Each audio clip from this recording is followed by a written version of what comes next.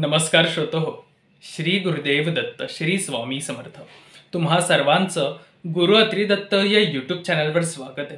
तर आज आपण रुद्राभिषेकाबद्दल बोलणार आहोत. तर हा जो रुद्राभिषेक आहे, आपण जर का हा अभिषेक दर महिन्यातील शिवरात्रीला, दर प्रदोष व्रताला किंवा दर सोमवारी हा जर केला तर ह्याचे अनंत असे फायदे आपल्या ग्रंथांमध्ये लिहिले गेले आहेत.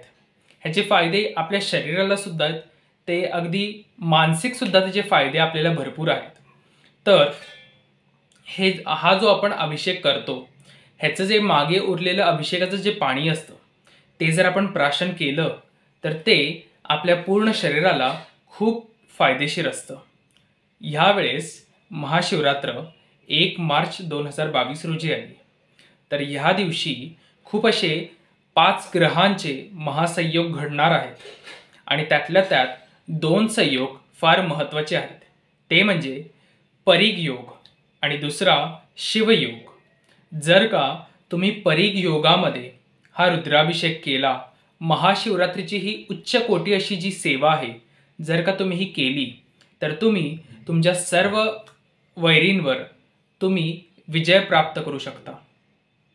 तर आता आपल्याला ही पूजा, जर का तुमच्याकडे कोणी पुरोहित अवेलेबल नसेल तर तुम्ही अगदी घरच्या घरी सोपी ही पूजा कशी करायची त्यावर मी हा डिटेल व्हिडिओ बनवला आहे. तर सर्वात प्रथम जर पुरुष ही जर पूजा करणार असतील तर त्यांनी भारतीय वस्त्र परिधान केले पाहिजेत. म्हणजे कुर्ता असू दे, पायजमा असू दे किंवा धोती असू दे किंवा सोळा असेल तर उत्तमच. आणि त्यांनी त्रिपुंड लावणं आणि रुद्राक्षमाळ धारण करणं हे अनिवार्य. आणि जर का स्त्रिया ही जर पूजा करणार असतील तर त्यांनी साडी नेसणं, हातात बांगड्या असणं आणि कपाळी हळदी कुंकू असणं हे अनिवार्य. आणि तुम्ही जे आसन घेताय ते सुद्धा अगदी स्वच्छ असलं पाहिजे. आणि हे सगळं जर असेल आणि जर ही तुम्ही जर सेवा त्या परीघ योगामध्ये जर का केलीत तर तुमची सेवा जास्तीत जास्त फलदायी ठरते. महादेवांपर्यंत ही जी तुमची सेवा आहे ती लवकरात लवकर पोहोचते.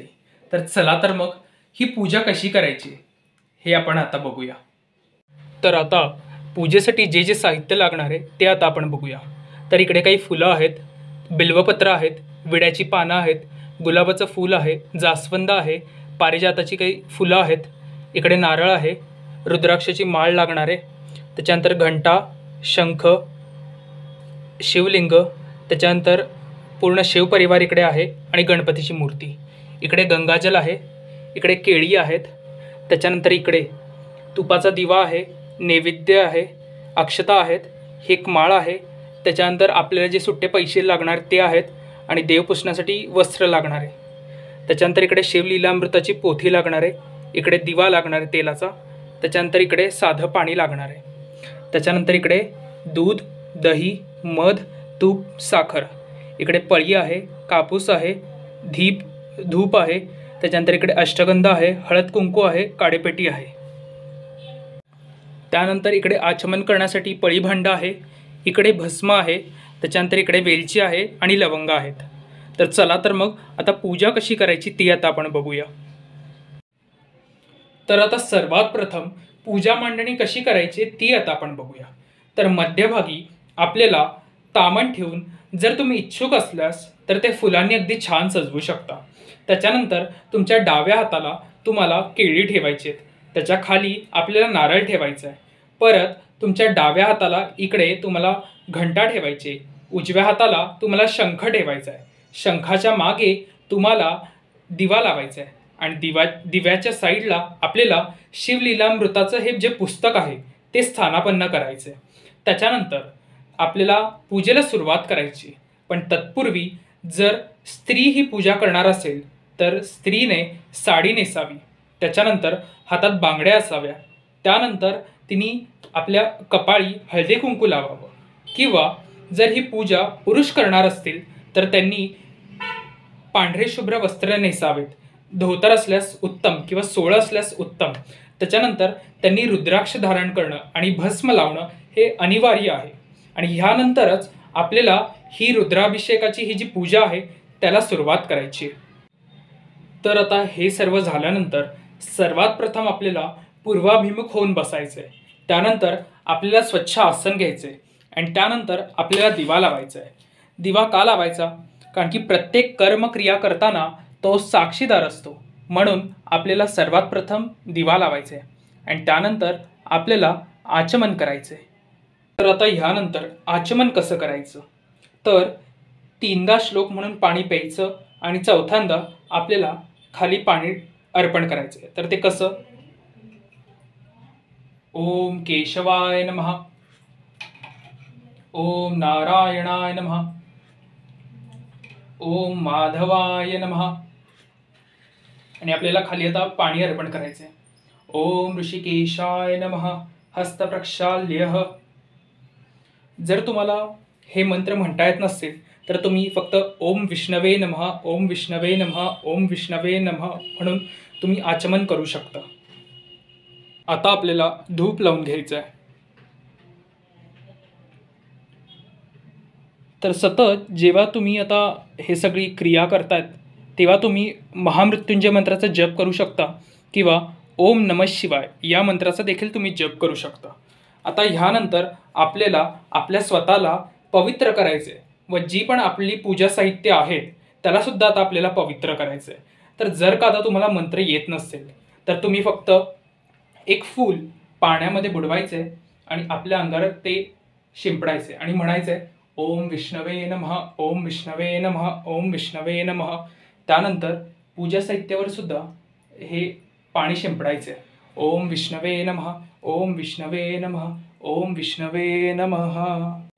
आता आपल्याला शिवलिंग स्थापन करायचं आहे. तर ते स्थापन कसं करायचं? हा जो निमुळता भाग आहे तो उत्तर दिशेला आला पाहिजे. म्हणजे हे पार्वतीचं स्थान आहे तर ते उत्तर दिशेला आलं पाहिजे. तर ह्या प्रकारे आपल्याला शिवपिंड स्थापन करायची आणि ह्यानंतर आपल्याला शिवस्तुती करायची. जर का तुम्हाला शिवस्तुती येत नसेल तर तुम्ही हातामध्ये बिल्वपत्र घेऊन ओम नमः शिवाय म्हणून तुम्ही ते बिल्वपत्र वाहू शकता. किंवा जर का तुम्हाला ओम कैलास राणा शिवचंद्रमोळी फणींद्र माथा मुकुटी जळाळी कारुण्य सिंधू भव दुःख हारी तुझ वीण शंभो मज कोण तारी हे म्हणून तुम्हाला हातामधलं जे बिल्वपत्र आहे ते शिवलिंगावर अर्पण करायचंय.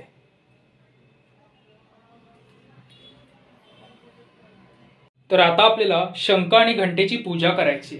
तर आता आपल्याला अष्टगंधामध्ये फूल बुडवून आपल्याला ते शंख आणि घंटेला व्हायचंय आणि त्यानंतर दिव्याला आपल्याला फूल व्हायचे, गंध लावायचे आणि जर तुम्हाला स्तोत्र येत असेल तर स्तोत्र म्हणायचे, नसेल येत तर ओम विष्णवे नमः म्हणून तुम्ही वंदना करू शकता. आता स्तोत्र कुठलं म्हणायचंय? तर शुभं करोति कल्याणम आरोग्यम धनसंपदा शत्रुबुद्धी विनाशाय दीपज्योती नमस्तुते असं म्हणून दीपाला नमस्कार करायचा आहे. तर आता ह्यानंतर आपल्याला अभिषेकाला सुरुवात करायची. तर सर्वात प्रथम आपल्याला गणपतीचा अभिषेक करायचा आहे आणि त्यानंतर माझ्याकडे इकडे पूर्ण शिवपरिवार आहे. त्याच्यामध्ये पार्वती देवी सुद्धा आहे, शिवपिंड सुद्धा आणि गणपती बाप्पा सुद्धा आहे. तर त्याचा सुद्धा अभिषेक करायचा आहे. कारण की शिवरात्रीला आपण पूर्ण शिवपरिवाराची आराधना करत असतो, पूर्ण शिवपरिवार जे असतं त्याची आपण पूजा करत असतो. तर चला तर मग आता अभिषेक कसा करायचा ते पाहूया. तर सर्वात प्रथम आपल्याला गणपतीवर 3दा पाणी सोडायचं. ओम गण गणपतये नमः, ओम गण गणपतये नमः, ओम गण गणपतये नमः, ओम गण गणपतये नमः, ओम गण गणपतये नमः. त्यानंतर दुधाचा अभिषेक करायचा आहे. ओम गण गणपतये नमः, ओम गण गणपतये नमः, ओम गण गणपतये नमः, ओम गण गणपतये नमः. वेळेअभावी आता मला इकडे अथर्वशीर्ष म्हणता येत नाहीये, परंतु जर का तुम्हाला वेळ असेल तर तुम्ही अथर्वशीर्ष म्हणू शकता. ओम गण गणपतये नमः, ओम गण गणपतये नमः, ओम गण गणपतये नमः, ओम गण गणपतये नमः, ओम गण गणपतये नमः, ओम गण गणपतये नमः, ओम गण गणपतये नमः. यानंतर आपल्याला पूर्ण शिवपरिवाराची पूजा करायची, अभिषेक करायचा.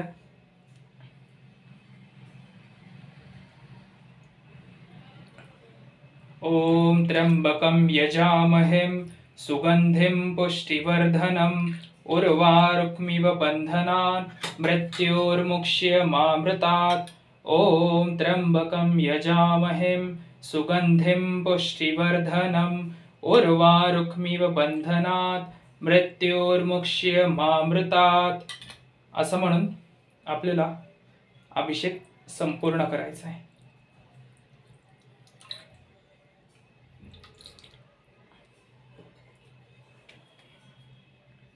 तर अशा प्रकारे आपला अभिषेक झालेला आहे।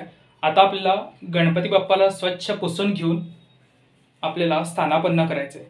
जर का तुमच्याकडे पूर्ण शिवपरिवार नसेल किंवा पार्वती देवी नसेल तर तुम्ही पार्वती देवीचं रूप म्हणून तुम्ही सुपारी देखील तुम्ही पूजू शकता।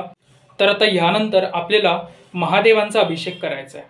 तर खाली ताटलीमध्ये आपल्याला सर्वात प्रथम बेलपत्र ठेवायचे आणि त्यावर आपल्याला शिवलिंग खाली घ्यायचे, त्यावर थोड्याशा अक्षता व्हायच्या। तर आता ह्यानंतर आपल्याला सर्वात प्रथम पाण्याने अभिषेक करायचा आहे। आता जर का तुम्हाला स्तोत्र येत असतील तर नित्यसेवेच्या पुस्तकामध्ये शिवस्तुती आहे, प्राकृतमध्ये शिवस्तुती आहे ती तुम्ही म्हणू शकता, किंवा शिवतांडव स्तोत्र आहे ते म्हणू शकता, किंवा शिवमहिम्न स्तोत्र आहे प्राकृतमध्ये ते सुद्धा तुम्ही म्हणू शकता। अन्यथा हे जर तुम्हाला येत नसेल तर तुम्ही ओम नमः शिवाय ह्या मंत्राचा जप करू शकता, किंवा महामृत्युंजय मंत्राचा जप करून तुम्ही अभिषेक करू शकता। तर आता आपल्याला अभिषेक करायचा आहे। ओम त्र्यंबकं यजामहे सुगंधिं पुष्टिवर्धनम् उर्वारुक्मिव बंधनान् मृत्योर्मुक्ष्यमामृतात्। ओम त्र्यंबकं यजामहे सुगंधिं पुष्टिवर्धनम् उर्वारुक्मिव बंधनान् मृत्योर्मुक्ष्यमामृतात्। आता ह्यानंतर दुधाने अभिषेक करायचा आहे। ओम त्र्यंबकं यजामहे सुगंधिं पुष्टिवर्धनम् उर्वारुक्मिव बंधनान् मृत्योर्मुक्ष्यमामृतात्। आता ह्यानंतर दह्याने अभिषेक करायचा आहे। ओम त्र्यंबकं यजामहे सुगंधिं पुष्टिवर्धनम् उर्वारुक्मिव बंधनान् मृत्योर्मुक्ष्यमामृतात्। आता ह्यानंतर मधाने अभिषेक करायचा आहे। ओम त्र्यंबकं यजामहे सुगंधिं पुष्टिवर्धनम् उर्वारुक्मिव बंधनान् मृत्योर्मुक्ष्यमामृतात्। आता ह्यानंतर तुपाने अभिषेक करायचा आहे। ओम त्र्यंबकं यजामहे सुगंधिं पुष्टिवर्धनम् उर्वारुक्मिव बंधनान् मृत्योर्मुक्ष्यमामृतात्। आणि त्यानंतर साखरेने अभिषेक करायचा आहे। ओम त्र्यंबकं यजामहे सुगंधिं पुष्टिवर्धनम् उर्वारुक्मिव बंधनान् मृत्योर्मुक्ष्यमामृतात्। यानंतर पुन्हा एकदा पाण्याने अभिषेक करायचा आहे। ओम त्र्यंबकं यजामहे सुगंधिं पुष्टिवर्धनम् उर्वारुक्मिव बंधनान् मृत्योर्मुक्ष्यमामृतात्। जर का तुमची इच्छा असेल यथाशक्ती यथाभक्ती जर का तुम्ही वेगळ्या वेगळ्या फळांचा रसांनी जर का तुम्ही महादेवाच्या पिंडीवर अभिषेक करू शकत असाल तर ते देखील उत्तम आहे। आता ह्यानंतर आपल्याला ही जी महादेवाची पिंड आहे ती स्वच्छ पुसून घ्यायची आहे आणि आपल्याला ती परत जागच्या ठिकाणी स्थानापन्न करायची। ओम नमः शिवाय, ओम नमः शिवाय, ओम नमः शिवाय। तर आता अभिषेक झाल्यानंतर तुम्हाला महादेवाच्या पिंडीला अष्टगंध अर्पण करायचे। जर का तुमच्याकडे पांढरा गंध असेल तर ते उत्तम। त्यानंतर आपल्याला गणपतीला सुद्धा अष्टगंध लावायचे। आता आपल्याला महादेवाच्या पिंडीला भस्म अर्पण करायचे आणि भस्म अर्पण करताना तुम्हाला महामृत्युंजय मंत्राचा जप करायचा आहे। ओम त्र्यंबकं यजामहे सुगंधिं पुष्टिवर्धनम् उर्वारुक्मिव बंधनान् मृत्योर्मुक्ष्यमामृतात्। ओम त्र्यंबकं यजामहे सुगंधिं पुष्टिवर्धनम् उर्वारुक्मिव बंधनान् मृत्युर्मुक्ष्यमामृतात्. यानंतर तुम्हाला जानवर अर्पण करायचंय. त्यानंतर तुम्हाला कापूस वस्त्र म्हणून अर्पण करायचंय. ओम नमः शिवाय. तर आता आपल्याला महादेवाच्या पिंडीला रुद्राक्षाची माळ अर्पण करायची. ओम नमः शिवाय, ओम नमः शिवाय, ओम नमः शिवाय. आणि त्याच्यानंतर आपल्याला पांढरी फुलं, शक्यतो पांढरी फुलं आपल्याला अर्पण करायची आहेत. ओम त्र्यंबकम यजामहेम सुगंधिम पुष्टिवर्धनम उर्वारुक्मिव बंधनान मृत्युर्मुक्ष्यमामृतात्.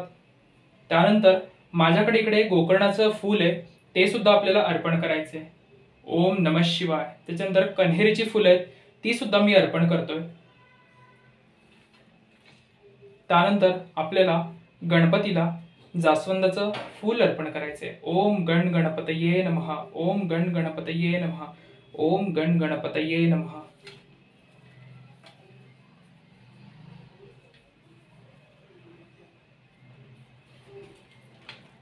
आणि यानंतर मी इकडे पांढऱ्या फुलांचा अभिषेक करतोय. ओम नमः शिवाय, ओम नमः शिवाय, ओम नमः शिवाय, ओम नमः शिवाय, ओम नमः शिवाय, ओम नमः शिवाय. आणि त्यानंतर आपल्याला उच्चतम अशी जी सेवा आहे ती म्हणजे बिल्वपत्र अर्पण करणं. तर ते आपल्याला बेलपत्र आपल्याला अर्पण करायचे. ओम नमः शिवाय, ओम नमः शिवाय, ओम नमः शिवाय, ओम नमः शिवाय, ओम नमः शिवाय, ओम नमः शिवाय, ओम नमः शिवाय, ओम नमः शिवाय, ओम नमः शिवाय, ओम नमः शिवाय, ओम नमः शिवाय, ओम नमः शिवाय. ओम त्र्यंबकम यजामहेम सुगंधिम पुष्टिवर्धनम उर्वारुक्मिव बंधनान् मृत्युर्मुक्ष्यमामृतात्. ओम त्र्यंबकम यजामहेम सुगंधिम पुष्टिवर्धनम उर्वारुक्मिव बंधनान् मृत्युर्मुक्ष्यमामृतात्. ओम त्र्यंबकम यजामहेम सुगंधिम पुष्टिवर्धनम उर्वारुक्मिव बंधनान् मृत्युर्मुक्ष्यमामृतात्. ओम नमः शिवाय, ओम नमः शिवाय, ओम नमः शिवाय. तर आता इकडे मी 2 विड्याची पानं घेतलीत, त्यावर 2 लवंग आणि 2 वेलची घेऊन ते मी महादेवांना अर्पण करतोय. ओम नमः शिवाय, ओम नमः शिवाय, ओम नमः शिवाय. त्यानंतर 2 फुलं घेऊन आपल्याला एक फूल केळ्यांवर ठेवायचे आणि एक फूल नारळावर ठेवायचे. आणि त्यानंतर आता आपल्याला नैवेद्य दाखवायचं आहे. तर आता मी नैवेद्य अर्पण करतोय. तर आज माझ्याकडे कुठला पांढरा नैवेद्य नव्हता, पण महाशिवरात्रीच्या दिवशी मी आवर्जून पांढरा नैवेद्य दाखवणार आहे. तर इकडे आज माझ्याकडे गाजर हलवा आहे, तर त्याचा मी नैवेद्य दाखवतोय. तर 3दा आपल्याला नैवेद्याच्या भोवती पाणी शिंपडायचंय.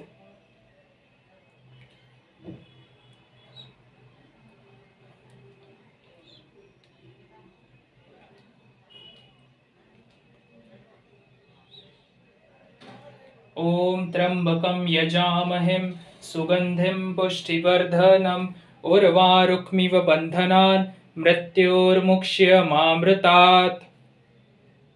तर हे झाल्यानंतर आपल्याला महादेवाला दक्षिणा अर्पण करायची. तर तुम्ही यथाशक्ती यथाभक्ती कितीही दक्षिणा अर्पण करू शकता. तर जर का आता तुम्ही महादेवाच्या समोर 10 रुपये ठेवलेत, तर ते 10 रुपये तुम्हाला कुठल्या तरी पंडितांना ते द्यायला लागतात आणि ते दुप्पट करून तुम्हाला द्यायला लागतात. जेणेकरून आत्ता जर का तुम्ही 10 रुपये ठेवले असतील तर तुम्हाला पंडितांना 20 रुपये किंवा 21 रुपये ते द्यायला लागतात. तर आता आपल्याला थोडंसं पाणी घेऊन नारळावर आणि केळ्यांवर शिंपडायचं, जेणेकरून ते पवित्र होतील आणि महादेव त्याचा स्वीकार करतील. ओम नमः शिवाय. तर आता आपल्याला शेवटचं कार्य म्हणजे आता आपल्याला आरती करायची.